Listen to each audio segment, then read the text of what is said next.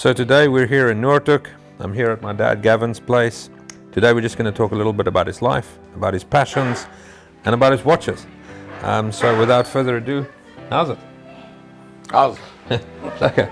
Welcome. First thing is, you are a bit like me and that you have the double life. So tell me first where the first one started, which was your passion for aviation, and then this passion for freedom, this passion for music, travel the world, the sort of hippie biker life. I've often thought that it's a double kind of life, and many people have mentioned that to me. People often say you don't look like a pilot, which I always seen as a compliment. But I think as a kid, when I was, 14, 15, my brother were big on very cool music. Let's say Grand Funk Railroad and these type of things, and Woodstock the movie. And I said, those are my people. I want to be a hippie person. And then my dad was an airline pilot who was very strict in many ways, very polite, but he had this life of taking him around the world and flying an aeroplane. And so those two things bit me. But you didn't go into civil aviation first. No, I didn't. I went into the military because I told my dad, maybe 17 years old or so, Dad, I want to become a pilot like you. He said, I don't have money. Go join the Air Force like I did. And how hard is the transition to go from a fighter jet through to a commercial? Quite hard. Can you imagine? Yeah, because, fighter jets flying low level, see the pants, very fast. Yeah. I mean, I remember going to the simulator when I joined, they say you must slow down to 250 knots.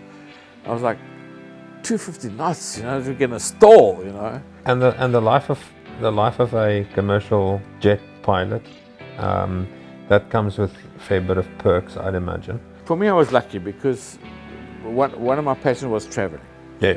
And in the old days with SAA, they had longer trips. So you would fly, for instance, Johannesburg to Mauritius, stay for 2 days. So it's not fatiguing or anything. Then fly to Taipei, it's probably 8 or 9 hours. Stay in Taipei for 7 days. Wasn't London also 7 days? Same thing, fly back to Mauritius, stay for a day, come home. And go to London, you have a week off, We stayed in Marble Arch, Portman Hotel. Your daughter has always traveled first class and stayed in fantastic hotels. So Stop saving. Yeah, best work hard, Lourens, to just match what she's always had. A couple of things I know about you is you don't really like fancy things. So me, I love the really, really fancy things in life. You married my daughter. I did, and I'm very lucky. But so there's a couple of things that you do like, and so we can see here in front of us, we've got a couple of nice timepieces. Now, one thing I've known about you ever since we started talking is that you've got a thing for the watches that link to the aviation industry. Yeah. So I don't really know much about the aviation world, but I know that some brands link to aviation. IWC is one of them, Breitling's another, and Bell & Ross another, and lo and behold, you've got all those brands. Yeah. I'm not a guy very meticulous or particular. So it's just like a feeling, Yeah. So I mean, aviation, music, travel, food, all kind of like feelings, aren't they? Yep. Bell & Ross looks like an instrument. The instrument is square like that. Is that so you can bolt in? Yeah, to bolt in. The back of the instrument is round, the tube of it, but the front is square like that. And so Bell & Ross used to make instruments. Got it. And then I found out they're making watches. And I was like, I've got to have a Bell & Ross. This one Bell & Ross here in particular, I know that's a limited edition, but what is the significance of what it's doing there? That's an altimeter Bell & Ross. Okay. The Bell & Ross brought out a whole lot of different watches, one of an altimeter, one of an airspeed indicator, one of a vertical speed indicator. And those are the main 6 instruments that you have on the aeroplane. And this one I see is a limited edition, number 19 out of 999. There we go. That's pretty cool. Yeah. And so, I mean, I loved it when I saw that they're making these aviation instruments, Very cool. Yeah, very cool. And you can wear that on your arm as a memory of of your career. What do the other pilots say when they see a button rock? They love it. They do. I mean, I think most pilots, especially the older pilots, who know the preciousness of aviation. And where does IWC fit into the whole thing?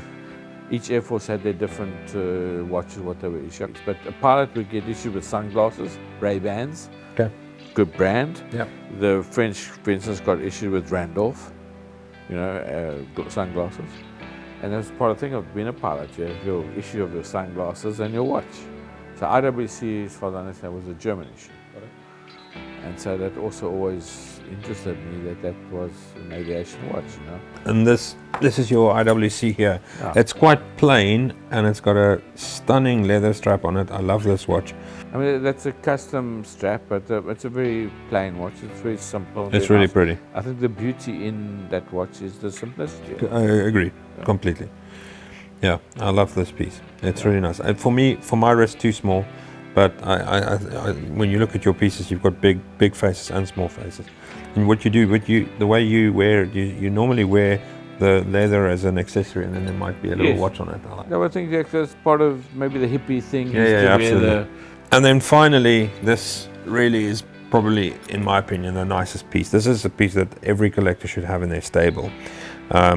Your Navi timer. I don't know how these work, but apparently someone who is an aviation expert can tell you how the Navi timer works. This is what we used to use in the Air Force, and this was our computer. This is our slide rule. Slide rule, that's what's on here. That's like our slide rule here. So there's our wind speeds and direction. You can work crosswinds and speeds and everything. This slides up and down. And here is a very complex computer of speed. Look at that, speeds and whatever you want to know as a pilot. And this is what we were trained with. And that they incorporate into that watch. And there's the round dial, and there's the piloting. And that's it's probably known as Breitling would be the most famous of pilot watches. Yeah, and they've done this pilot's watch many moons ago. Yeah. That is a beautiful piece. It's absolutely beautiful. Gorgeous. Yeah. I mean, there's this as well, the 100-year Zeppelin, which is lovely. But to me, the Breitling's the kind of epitome of the top of the log of pilot watches. and in my opinion, the piece de resistance in your collection. Yeah. Cool. Thanks. You're welcome. That's really cool. I hope you enjoyed that. I missed it. like.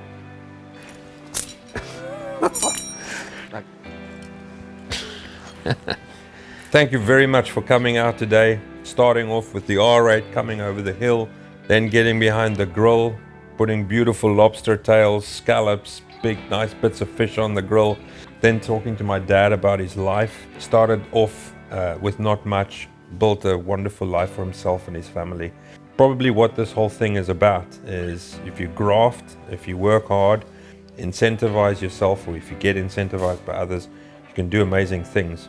And what a wonderful story to hear. So thank you very much for coming out today.